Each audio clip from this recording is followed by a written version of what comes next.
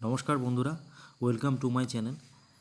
এই যে ফটোটা আপনারা দেখতে পাচ্ছেন, এই ফটোগুলোর মধ্যে দেখুন একটা জিনিস লক্ষ্য করুন ভালো করে।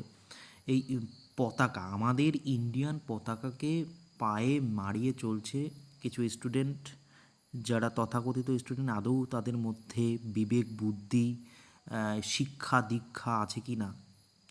এইভাবে ভারতের পতাকাকে বা অন্য কোনো দেশের পতাকাকে অসম্মান করা কিন্তু কখনোই একটা সুশিক্ষিত সমাজ মেনে নেবে না। এটা দেখুন ইসকনের, এইটা হচ্ছে ইসরায়েলের পতাকা, আমাদের ইসকনের লোগো। বগুড়া, এটা হচ্ছে বগুড়া পলিটেকনিক ইনস্টিটিউটের এখানে ছবি আর্ট করেছে, আর ভারতের পতাকাকে মারিয়ে চলেছে। এটা কখনোই একজন ভারতীয় মেনে নিতে পারে না।